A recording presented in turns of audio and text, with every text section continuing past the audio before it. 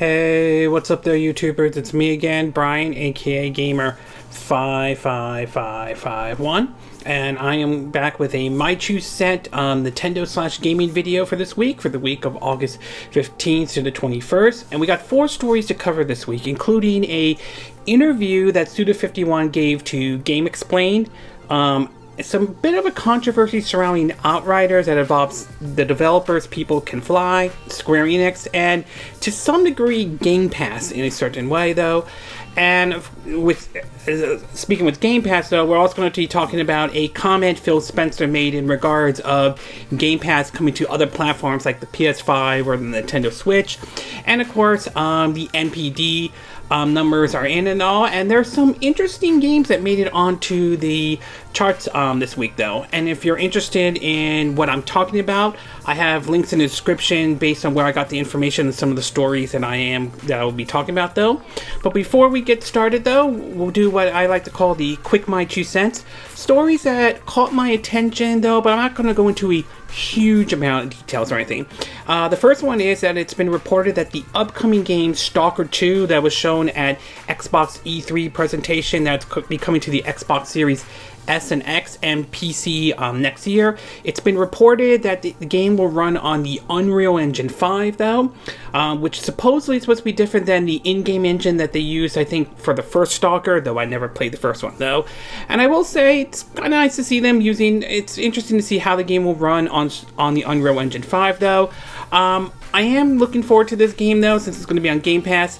But there's part of me that's kind of worried a little bit that I can't shake the feeling that there's worries that this could turn into another Watch Dogs situation where the visuals, it looks so great, then we see the final version that was downgraded from what they showed, and then you know how Ubisoft sort of try to pull the gameplays more portrait than graphics, only they got called out on that, to the whole alien colonial marine debacle, and I'm sure most of us have heard about that. So there is somewhat of a concern about that with Stalker 2, but for now though, nothing seems to indicate that's going to happen.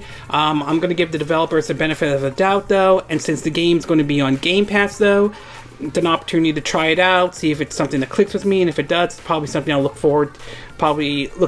excuse me, it's probably something I'll consider buying on my Xbox Series S.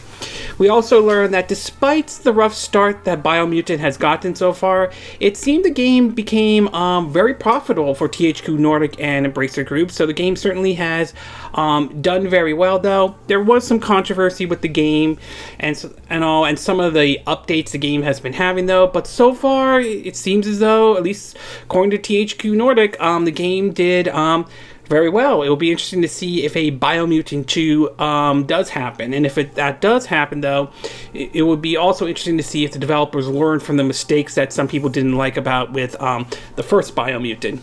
We also learned that Blood Rain Betrayal Freshbite, a sort of a remastered of the 2011 Blood Rain game from Way Forward, is going to be coming out to multiple platforms, and that Limited Run will be doing a physical version, especially for the Nintendo Switch.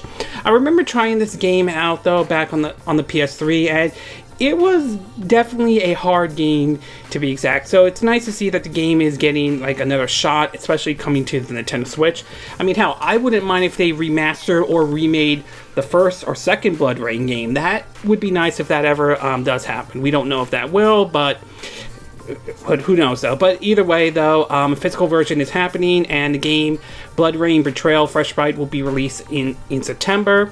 We also learned that the upcoming game Bomb Rush Cyberpunk, which was supposed to be, which is basically a time exclusive for the Nintendo Switch, it appears as though that the exclusive only lasts for 1 week. So if you're planning to get it on other systems though, you'll just have to wait a week, and once that exclusivity expires, you can get it on those systems if you want to.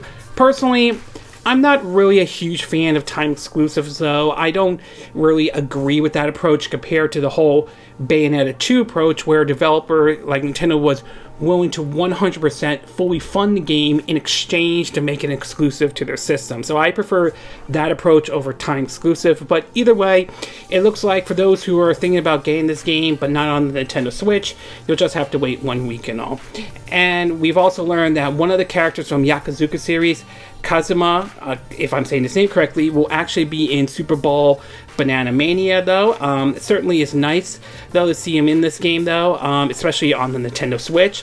I'm hoping maybe that would open the door to maybe bringing a Yakuza game to the Nintendo Switch. That would be really neat, even if it's a spin-off or something like that. That I would love to see an entry in some shape or form, whether it's like the traditional Yakuza or the Judgment games, or like how Yakuza Like a Dragon is. It would be really interesting if they would ever actually bring something to the Nintendo, something like that to the Nintendo Switch, even if it's a spin-off or anything like that. And last but certainly not least, though, we just learned that QuakeCon is going on, and one of the surprise announcements that they made is that a remastered version of the original Quake is now available on multiple systems, including the Nintendo Switch, which is kind of surprising to see them do that, considering that Bethesda and it are now owned by Microsoft and so forth. But nevertheless, it's certainly nice to see it come to multiple platforms. We also learned that crossplay is going to be in it, which certainly fine with me. There's nothing wrong with if a developer wants to add crossplay and all. Right now, no word about Quake 2 or 3 coming to consoles. I did hear it's going to be available on Game Pass for PC, so no word on it right now, but I would be open to Quake 2 or Quake 3 getting the remastered treatment and coming to consoles as well. And I do wonder if this is going to open the door to the idea, the possibility of maybe Quake getting sort of the remake treatment or a new entry treatment, similar to what we saw with Doom 2016 and Doom Eternal, or the Wolfenstein trilogy. That would be really neat if that does happen, though. But as of right now, the first Quake game is out on all the systems, though. From what I understand, it's about $10 to get, or free if you're part of Game Pass, though. And supposedly Limited Run will be doing a physical version, I believe, for the Nintendo Switch. Not sure about the other systems, though, but I do for certain that the Switch will get a physical version via Limited Run, though. Okay, with the quick My 2 cent part now done, we'll get started with our first story. And this one has to do with the NPTs. As you know, the NPTs just released their information for July 2021, and there are some interesting surprises that came out of this, though. While we haven't seen the top games for each system yet, I've been trying to find that. Unfortunately, for some reason, I can't find it, though, or I'm at least having a hard time finding it, though. We do have the top 20 that was released, and, well, there's some interesting surprises to say. The fact that a port of a 2011 game for the Wii is the number one game that was the number one game for July 2021 is, well, kind of interesting, though. In an article, let me see if I can get it out. Apologize for that. All right. In an article from basically VentureBeat, it reads, quote, U.S. consumers spent $4.6 billion on gaming in July 2021, excuse me, according to industry track firm the NPD Group. This is up 10% from the same period last year, and it also beats July the industry has seen since 2008. PlayStation 5 was the most successful console in terms of dollar sales, although Switch actually sold more units in July, though. And as far as the top 20 games on this list, though, so here we go. The Legend of Zelda Skyward Sword is at number 1. Call of Duty Black Ops Cold War is at number 2. Monster Hunter Stories 2 Wings of Ruin is at number 3. Mario Kart 8 is at number 4. Minecraft is at number 5. Mario Golf Super Rush is at number 6. MLB The Show 21 is at number 7. Marvel Spider-Man Miles Morales at number 8. Call of Duty Modern Warfare 2019 is at number 9. Super Smash Bros. Ultimate is at number 10. Ratchet & Clank Rift Apart is at number 11. Animal Crossing New Horizons at number 12. Tony Hawk Pro Skater 1+2 is at number 13. Super Mario 3D World is at number 14. Mortal Kombat 11 is at number 15. Neo, The World Ends With You is at number 16.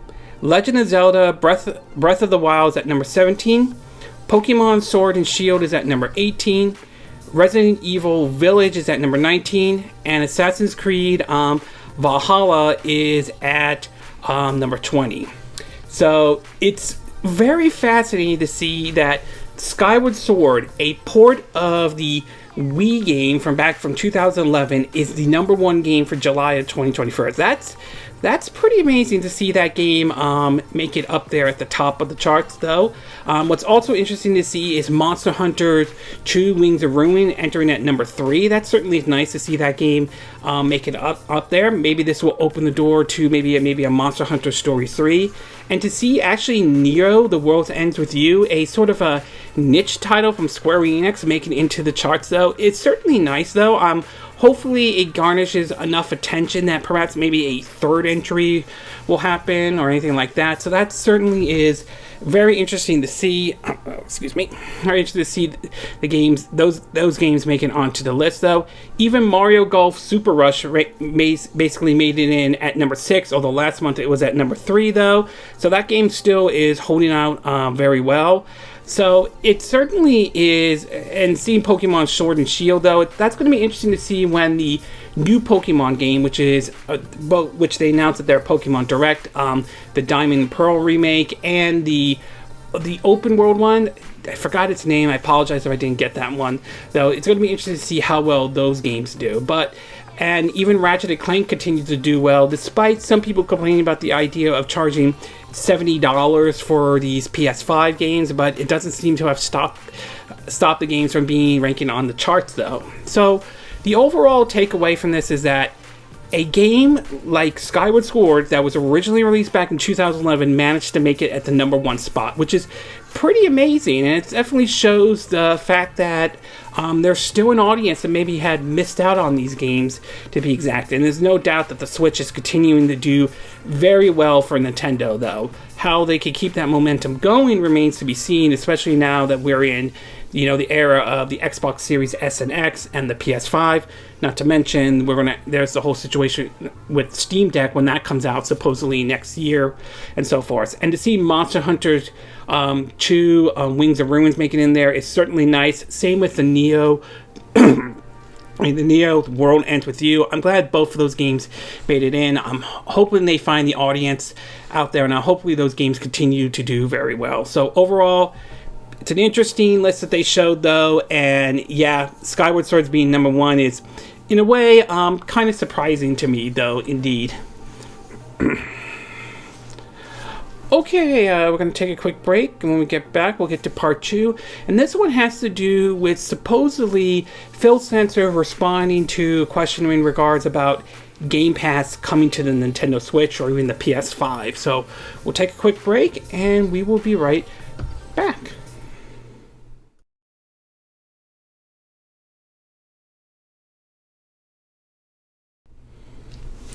Okay, and we are back with part 2 of my 2 cent video, and for this one we're going to be taking a look at the situation with Game Pass and Nintendo Switch.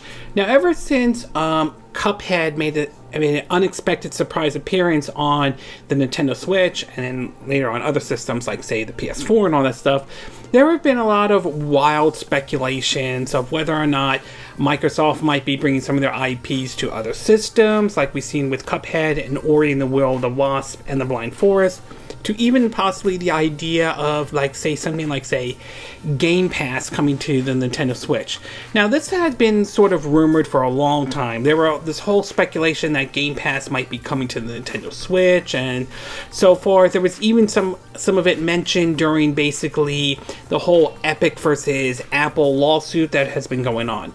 Well, recently, Phil Spencer was interviewed in regards to this, and judging by how he said this, though, at least how this is how I'm reading it, it sounds like, though, that Game Pass is more than likely probably not coming to the Nintendo Switch or the PS5 for that matter. In an article from Nintendo Life, it reads that, quote, head of Xbox Phil Spencer recently did an interview with Game Radar about all things related to Microsoft Gaming's ecosystem. Once again, the question about bringing Game Pass to other platforms like the Nintendo Switch has been raised. Phil has replied with the same response about how he wants to offer the full Xbox experience on these platforms, but the same platforms refuse to cooperate. As a result, there are no plans at the moment to bring the Xbox app or Xbox Game Pass to these closed systems. According to a comment he mentioned, he said, quote, People usually ask me about releasing one individual game or another, and what I say is I want the full Xbox experience to be something that we deliver. We have no plans to bring it to any other kind of closed platform right now, mainly because these closed platforms don't want something like Game Pass. There's a ton of open platforms out there for us to go in: the web, PC, and mobile. So all our focus, frankly, is on those platforms. Spencer went on to explain how he can understand why these other platforms may not want something like Game Pass, but also state how it's not dead end just yet, as the team is totally open to discussing it in the future. This is what he has to say. Quote, that's not a slam on anybody else who has a system that works for them. I can see why the disruption of Game Pass is not something they want right now. In the end, when we say we want everyone to be able to play on Xbox, we really mean it. If we could bring that full experience to devices that players want, we are totally open to those discussions, though. Phil has previously explained how the other competitive platforms don't appear to be interested in having the full Xbox experience on the hardware. Nintendo of America President Doug Bowser was also asked if his company would bring Game Pass to Switch last December, and danced around the question with the following response: "We're always looking at various ways that we can engage our consumers right now. We have found that our category and third-party publishing category that's available, whether that's through Nintendo Switch Online or through frontline game purchases, have really been allowed us to do that." So, to take away from this, though, I would say I'm not really, in a way, kind of shocked by this, though. I mean, while it would certainly be interesting to see something like Game Pass come to something like the Nintendo Switch, though, and I will say I am enjoying Game Pass in general on my Xbox Series S and all, it's not really surprising this, though. Obviously, and I'm not even surprised Sony doesn't want it or anything like that, though. I figured that if Game Pass were to ever come to something like the Nintendo Switch, there would have to be some sort of deal to work out, such as some games may not appear on the system, like, say, for example, Doom and Doom Eternal. If Game Pass were to come to the Switch, those versions will not be on the Switch, since the Switch has, the Switch version of Doom 2016 and Doom Eternal. Again, I'm aware that version may not appeal to everyone, but there may be certain conditions set up and all. So this announcement, at least how I'm reading it, though, I'm not really shocked the fact that Game Pass probably won't be coming to the Nintendo Switch. Now, could that change at some point down the road? Again, that's a possibility. I can't rule out the possibility that could change at some point down the road. Maybe it's possible they might work something out. But to hear that there's no plans at this time, though, isn't really shocking, though. In some degree, it's kind of a shame, because I would have loved to see something like the idea of using xCloud or Game Pass on a Nintendo Switch and playing something like Halo Infinite on there. That would have been kind of interesting, or at least, and though this might be wishful thinking, at least something like a Halo Master Chief Collection in some form, some capacity, coming to the Nintendo Switch. That would be really neat if that ever happens or anything like that. But like anything, that is sort of wishful thinking, at least on my part, though. So overall, it does sound like Game Pass at this moment is not coming to the Switch or the PS5, at least at this time, though. But I'm not really surprised by this. I'm not really shocked to hear that isn't happening, though. It is unfortunate, because it would have been interesting if it did happen, but this shouldn't really surprise anyone, indeed, though.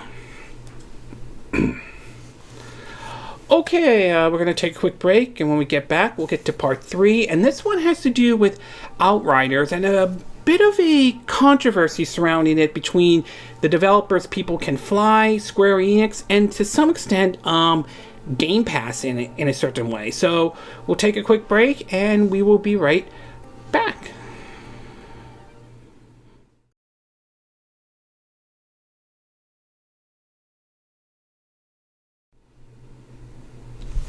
Okay, and we are back with part 3 of our My 2 Cent video, and for this one, we're going to be taking a look at it sort of a interesting kind of situation that has been surrounding the game Outrider. Now, for those who are not familiar, this game was published by Square Enix and was developed by People Can Fly. They are the same ones that developed the game Bulletstorm that was released on PS3 and 360 and PC, then later ported over to the PS4 and Xbox One, and then later ported over to the Nintendo Switch, though.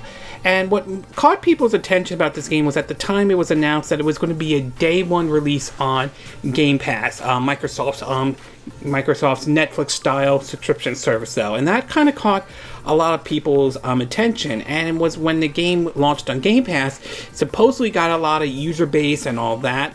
And the game sort of seemed like the game was going to be a success, despite some of the rough edges that came out, whether there were reports of the game sort of being buggy at times, to even situations where there was a sort of a glitch where you lose all your items, although that supposedly that issue has been patched, though. Well, recently, though, it has been learned by both the developers that apparently they have not received their royalty checks ever since the game was released, and there are sort of fingers sort of pointing around of who it could be and all that stuff. Some are pointing to Square Enix, others are pointing to Game Pass in general. In an article posted on Video Game Chronicles, it reads that, quote, Outrider developers People Can Fly have claimed that it has not received any royalties from publisher Square Enix during the game's first quarter sales, which has led to assume the game has not been profitable. That's despite the looter shooter enjoying huge engagement numbers at launch, according to Square Enix, with some 3.5 million unique players recorded in the first month, partially thanks to the Xbox deal, which saw the game release day one on Game Pass. People Can Fly claim in an investor note on Tuesday that it was due royalties from sales of Outriders only after all costs of the game has been recouped by Square Enix. These costs include production, distribute, promotion, and Q&A. People Can Fly has previously confirmed that Square Enix also owns the Outrider IP. Because more than a calendar quarter plus 45 days has now passed since Outriders release without any payment, this has probably meant that, in Square Enix's opinion, the Outrider game has not exceeded the break-even point, the developer said. The CEO said in a statement, "We do not have any sales figures from Outriders. We estimate the sales between 2 to 3 million copies, and we assume that this result would make the project profitable already in the first quarter of sales. The lack of payment from publisher probably means that, in Square Enix's opinion, this is not the case at all." The CEO went on to speculate that the reason for the lack of royalty payment could be due to the elements of Square Enix sales agreement and appearance to point to its day one deal for Xbox Game Pass as one possible explanation.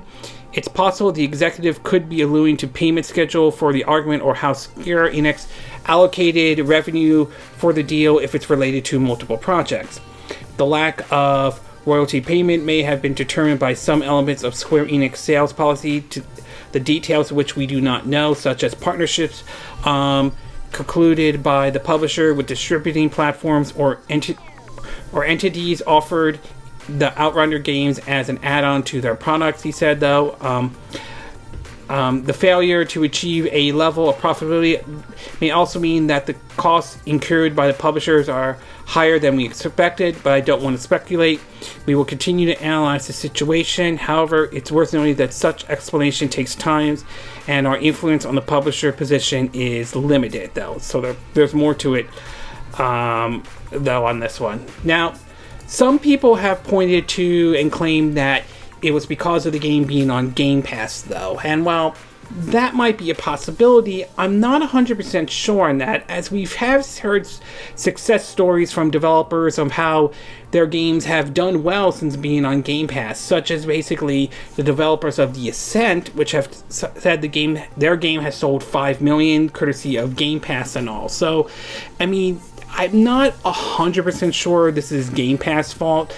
This might be sort of an issue between the developers, People Can Fly, and the publisher, Square Enix. In fact, this almost, I'm not 100% sure on this, but this almost sounds like the whole situation we're seeing with actress Scarlett Johansson and Disney over the issue of basically Black Widow appearing on Disney Plus and in theaters, and the whole argument is that they'll get money for the ticket sales and theaters, but no money from the streaming service, to be exact, on Disney Plus. So this kind of seems sort of somewhat similar on this one, saying that it almost sounds like they're not going to get money from the sales of the game being on Game Pass or anything like that. At least that's how I'm reading into it, which if that's true, and if that's the case, I think that's sort of a bit kind of scummy a little bit. I think that if you're going to bring the game on Game Pass, though, I do think the developers should get some cut from the game being on Game Pass, to be exact. So it's very interesting where this whole thing is playing out right now. For what we've been hearing, People Can Fly has one more deal with a game they're developing for Square Enix while also working with Take-Two, but supposedly they have another game where they're looking at more likely to self-publish the game going forward. So overall, though, it's a very interesting situation, what we're seeing with Outrider. There's a lot of factors of how the game could fail and all. Some people might point to the issues earlier on when the game came out with the bugs going on. While some people are thinking it's Game Pass's fault, I'm not 100% sure about that. To me, this sounds more like an issue with the developers and the publishers, indeed. Okay, we're going to take a quick break, and when we get back, we'll get to our fourth and final part of our My 2 Cent video, and this one has to do with an interview GameXplain did with Suda51. So we'll take a quick break, and we will be right back.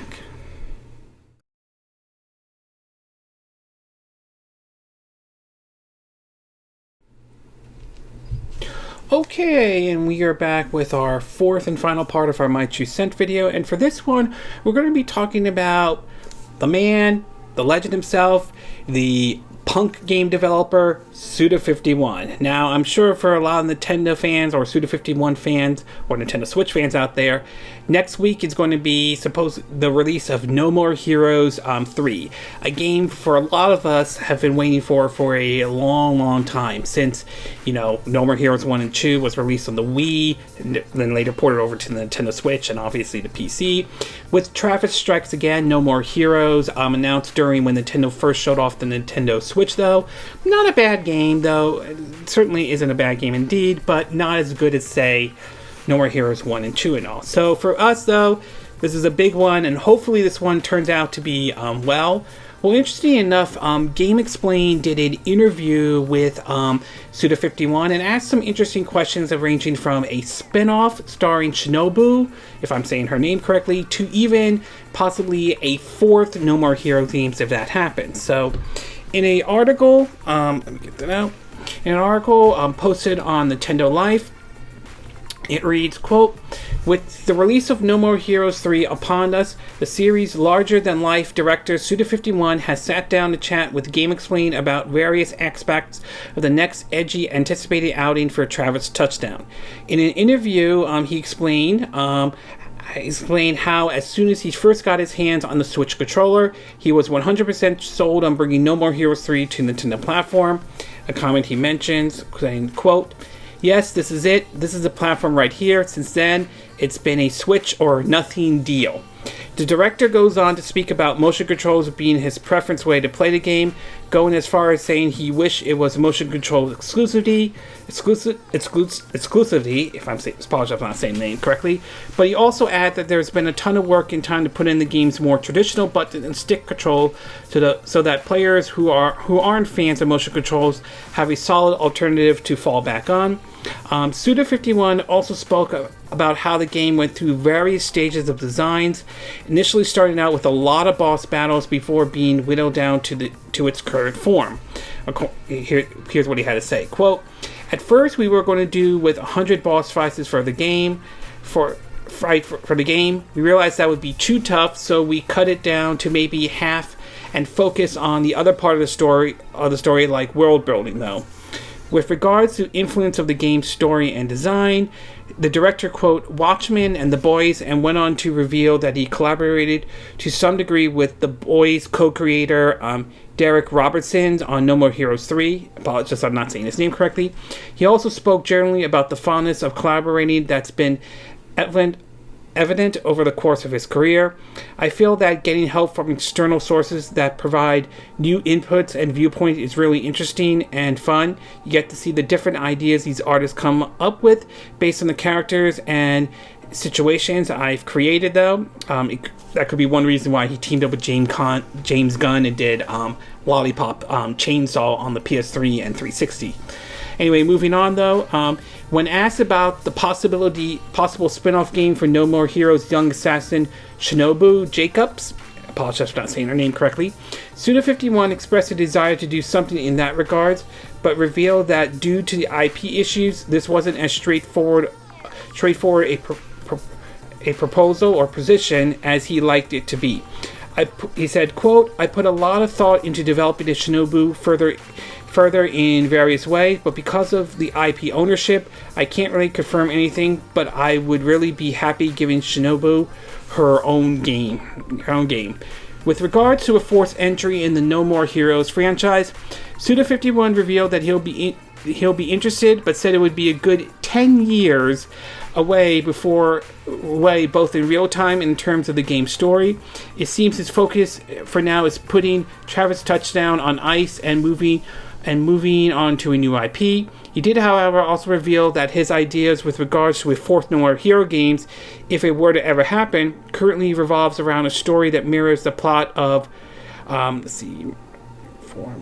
if I'm reading the name correctly, Rocky 5, or, again, I apologize, I'm not saying the name correctly, though, or Rocky 4, actually, with the main enemy in the mole of Ivan Dragoon arriving from the north to take on Travis Touchdown, though. So, the idea of a Shinobu game or a spin-off actually would be really interesting.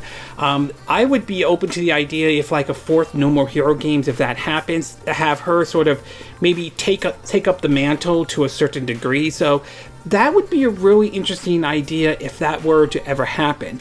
As far as basically having to wait 10 years, though, you know what? I waited a long time for No More Heroes 3 to happen. If I have to wait until I'm like in my 50s for No More Heroes 4, so be it. I do hope that whatever Nintendo's system is in 10 years, whatever system they have, I'm hoping to see it's on that system. I always figure No More Heroes, I always feel like it belongs on a Nintendo system, but you know what? Whatever decision Marvelous and Suda51 makes, whatever system they put it on, they put it on. That's their call and all that. So it's odd to hear that we may have to wait 10 years for No More Heroes 4, but you know what? I'll be willing to wait that long if that means I have to wait until I'm in my 50s or 60s for a fourth No More Hero games, though. As far as him doing new IPs and all, I certainly would be open to seeing what other IPs he can do, but I would also be open to maybe bringing some games over. Like, I would love to see ports of like Killer 7, Shadows of the Dam, Killer is Dead, and Lollipop Chainsaw. I would love to see those games get ported over to the Switch. That would be really neat if that happens.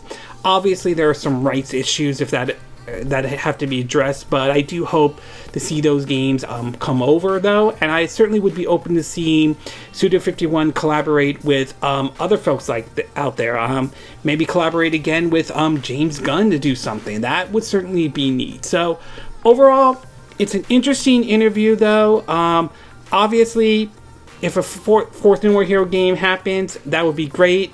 If I have to wait 10 years for it, so be it. I'll wait 10 years for it, though. And if they ever do a spin-off or have, Shinobu become the star for No More Hero 4, that would be fine with me if that ever happens, indeed.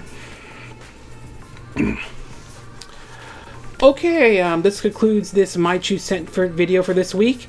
And again, these are my opinion. What are yours? What are your thoughts about the NPD and Skyward Sword being number 1 for July 2021?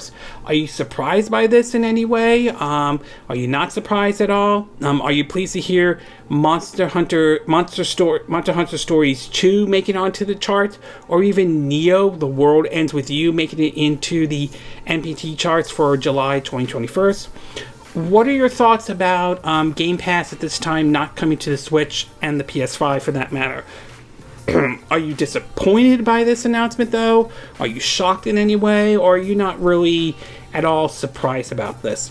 What do you think about the whole situation surrounding Outriders? Do you think it being on Game Pass is the reason why the game failed? Or do you think they may have to do with some issues with basically with the game launching or anything like that?